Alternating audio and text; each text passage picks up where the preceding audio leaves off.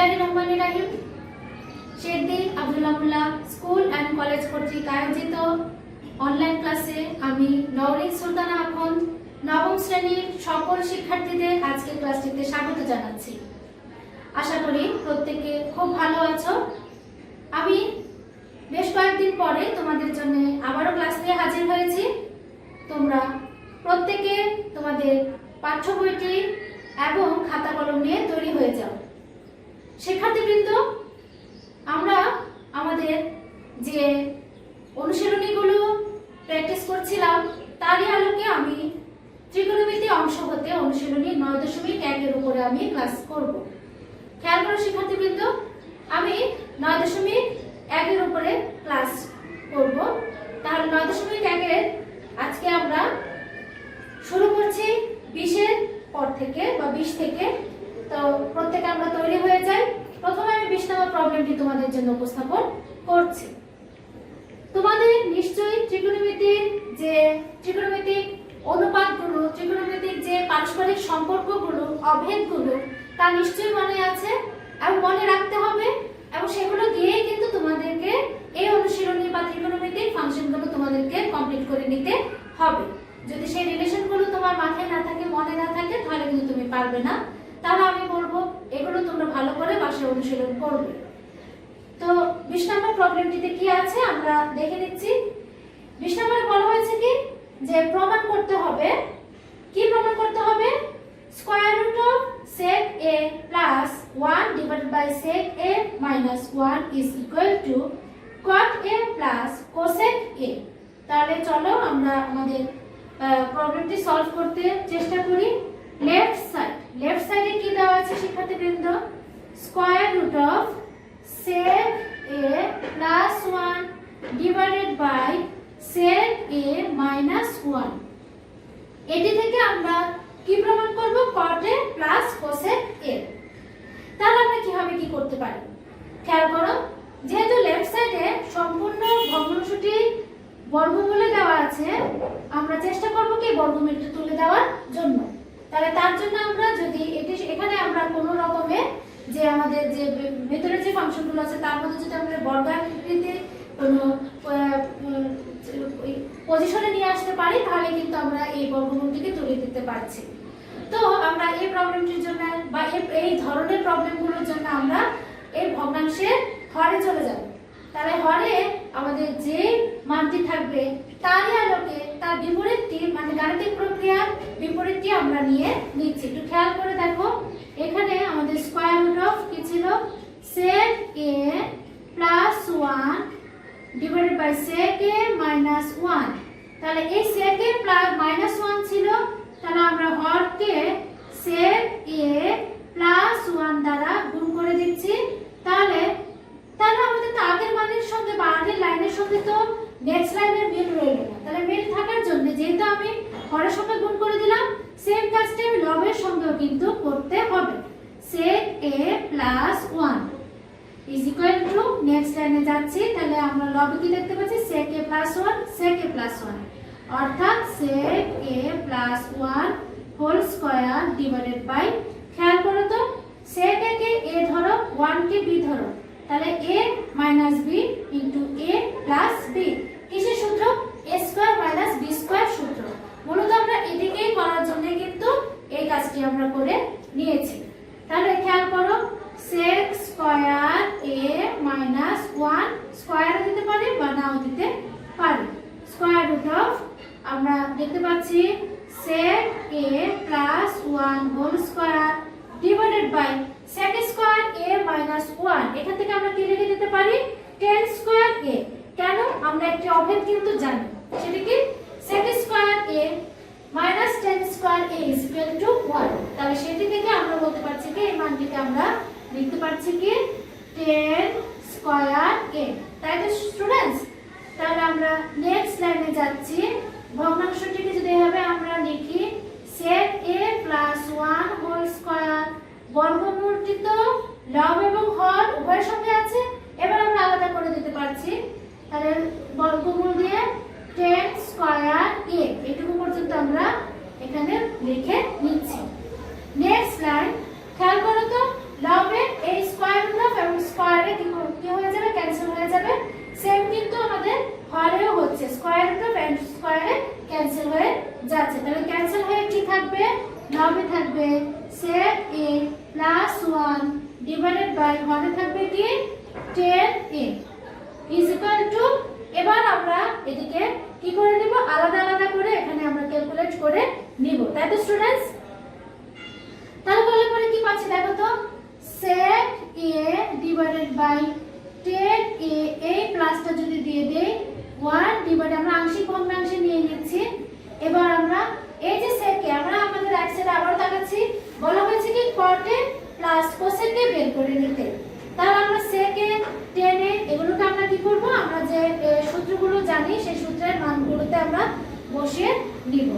আমরা কি জানি, sec a না লিখে আমরা 1 ডিভাইডেড বাই cos a নিয়ে নিতে পারছি মানটিকে, tan a না নিয়ে নিতে পারি sin cos a নিয়ে নিতে পারছি। তাহলে tan এর পরিবর্তে আমরা কি লিখতে পারি, sin a divided by cos a, a plus 1 divided by tan এর পরিবর্তে কি লিখছি, sin a divided by cos a is equal to 1 divided by cos a, এই ভাগটিকে যখন গুণ দিয়ে দিব নিচের অংশটি কিন্তু উল্টে যাবে।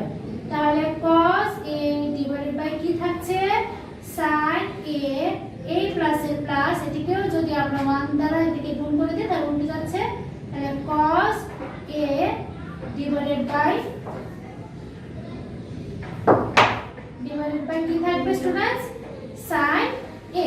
ওকে, তাহলে cos a আমরা লব করে আছে যেহেতু কেটে দিতে পারছি, 1 divided by sin a plus এই cos a divided by sin a না লিখে তার পরিবর্তে আমরা কি জানি, cot a আমরা লিখে দিতে পারি, তাই তো স্টুডেন্টস?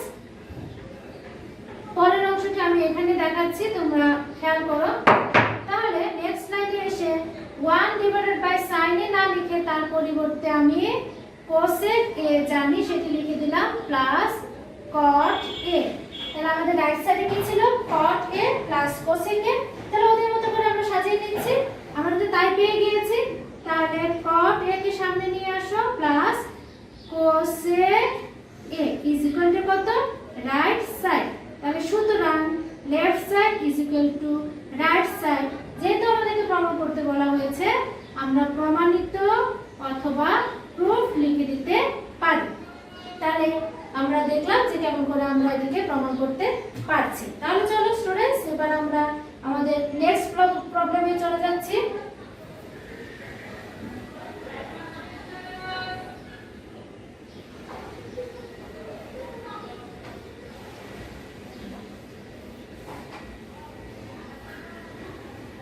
নেক্সট আমি তোমাদের জন্য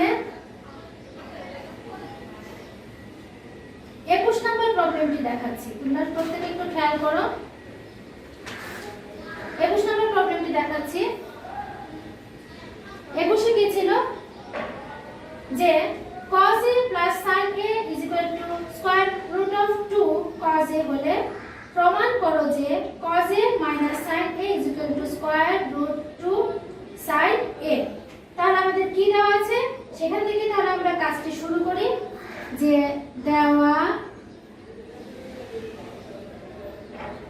আছে, কি দেওয়া আছে সেখান থেকে কিন্তু cos a plus sin a, cos a plus sin a is equal to square root of 2 cos a।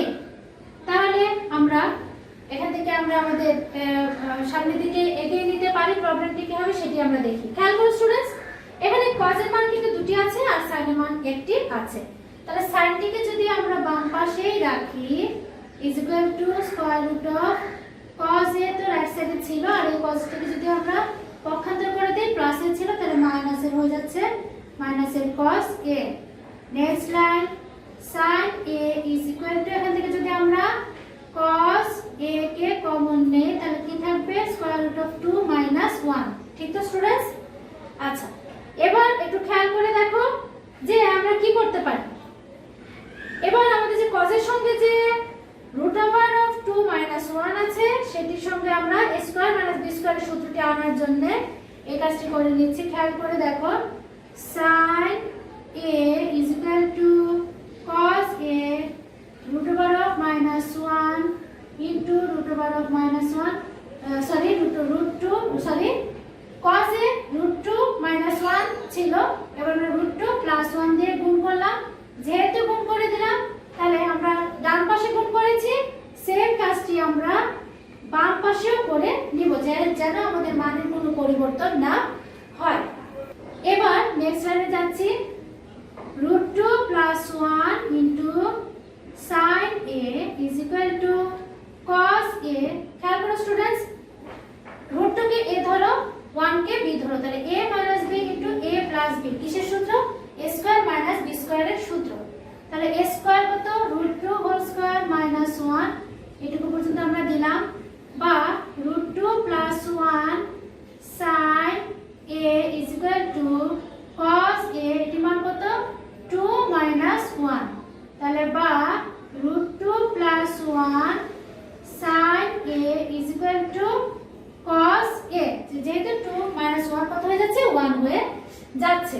তাহলে স্টুডেন্টস এই পর্যায়ে এসে আমরা এবার কি করে দিব?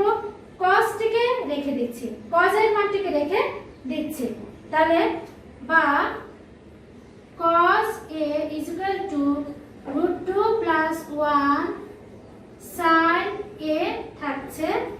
আমরা উপরের পর্যায়ে চলে যাই নেক্সট পোরশন করার জন্য, বা cos a থাকছে আর root 2 plus 1 into sin a, অর্থাৎ sin এর সঙ্গে এটাকে আমরা গুণ করে দিচ্ছি, তাহলে root 2 sin a plus 1 দ্বারা গুণ করলে কত হবে? sin a, এটি হচ্ছে। তাহলে এখান থেকে আমরা নেক্সট যে কাজটি করব সেটি হলো কি, sin a টিকে আমরা রাইট সাইডে নিয়ে আসব, পক্ষান্তর করে দেব। তাহলে আমরা কি পাচ্ছি? দেখো খেয়াল করে, cos a এটি প্লাসের ছিল, পক্ষান্তর করে দিলে মাইনাসের, sin a is equal to root 2 sin a, এটি আমরা পেলাম। তাহলে স্টুডেন্টস আমরা আমাদের রাইট সাইডে কি আছে সেটি আমরা একটু দেখে নেই। রাইট সাইডে কি আছে খেয়াল করো তো, সরি কি প্রমাণ করতে বলা হয়েছে? cos a minus sin a, cos a minus sin a is equal to root 2 sin a, আমরা প্রমাণ করতে পেরেছি। তাহলে আমরা লিখে দেব কি? প্রমাণিত। তাহলে আমাদের যে প্রবলেমটি ছিল সেখান থেকে আমরা আমাদের কাঙ্ক্ষিত লক্ষ্যে পৌঁছাতে পেরেছি। তো চলো শিক্ষার্থীবৃন্দ আমরা নেক্সট প্রবলেমে চলে যাচ্ছি।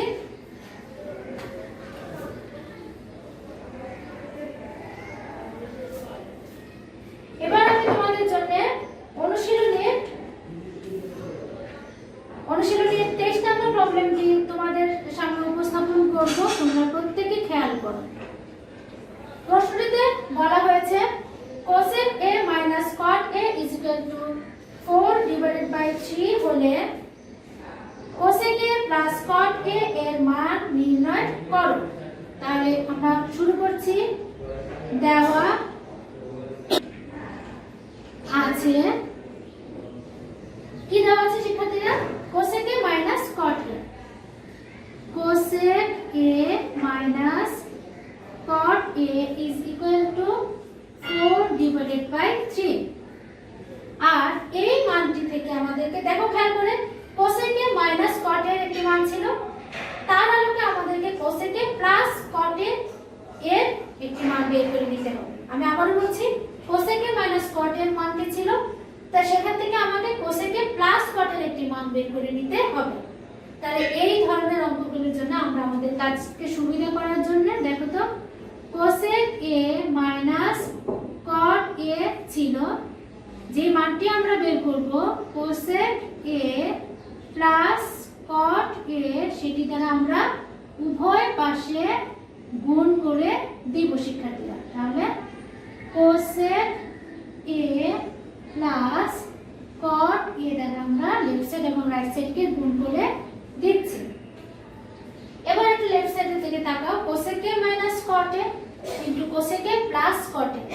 cosec a কে a ধরো এবং cot a কে যদি b ধরো, তাহলে a minus b into a plus b। কি সূত্র? a square minus b square এর সূত্র। তাহলে a কত? cosec, তারপর স্কয়ার দাও a minus b কত? cot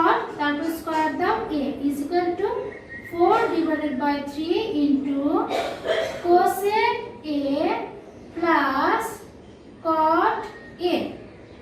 তো আমরা এই কাজটি কেন করে নিলাম দেখো, এই পর্যায়ে এসে cosec square A minus cot square A, এটি কিন্তু একটি ত্রিকোণমিতিক অভেদ। আমরা যে তিনটি অভেদ পেয়েছিলাম তার মধ্যে থেকে এটি একটি। আমরা জেনেছিলাম cosec square theta minus cot square theta is equal to 1। সেটিতে বা সেই চেহারায় আনার জন্য কিন্তু আমরা এই লেফট সাইড এবং রাইট সাইডে এইটুকু অংশ দিয়ে বা আমরা কি করে দিলাম, গুণ করে দিলাম। তাহলে আমরা এই মানটিকে সরাসরি 1 লিখে দিতে পারছি is equal to 4 divided by 3 into cosec A plus cot A। তাহলে এটাকে আমরা সাইড পরিবর্তন করে দেই। তাহলে cosec A plus cot A থাকছে, এটিকে আমরা যদি লেফট সাইডে নিয়ে যাই তাহলে কি থাকবে 3 divided by 4, এটি উল্টে গেল। তাহলে সুতরাং cosec A plus cot A is equal to 3 divided by 4। এই মানটি আমরা পেয়ে গিয়েছি। তাহলে শিক্ষার্থীবৃন্দ, আমরা আজকে যে প্রবলেমগুলো দেখলাম সেগুলো নিশ্চয়ই তোমাদেরকে বাসায় অনুশীলন করতে হবে এবং 9.1 যে এর আগের যে প্রবলেমগুলো তোমরা এতদিন ইতিমধ্যে তোমরা পেয়ে গিয়েছো বা করেছো, তাহলে সেগুলো তোমরা অনুশীলন করবে। তাহলে আমি আজকে হোমওয়ার্ক হিসেবে দিচ্ছি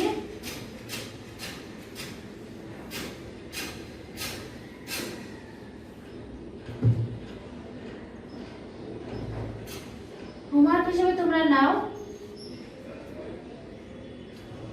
15 থেকে 23 নং পর্যন্ত, অনুশীলনী 15 থেকে 23 নং পর্যন্ত তোমরা এই প্রবলেমগুলো সলভ করে রেখো। তাহলে এবং তার সঙ্গে যে আমি প্রথমেই বলেছি যে ত্রিকোণমিতিক সম্পর্কগুলো, ত্রিকোণমিতিক যে অনুপাতগুলো কোনটির সাথে রিলেট করে অভেদগুলো, সেগুলো তোমরা অনুশীলন করবে এবং অবশ্যই অনেকবার করে খাতায় প্র্যাকটিস করবে। তাহলে আমার সঙ্গে এতক্ষণ থাকার জন্য প্রত্যেককে ধন্যবাদ জানাচ্ছি শিক্ষার্থীরা। তাহলে আজকের ক্লাসটা আমি এখানে শেষ করছি। ভালো থেকো, আল্লাহ হাফেজ।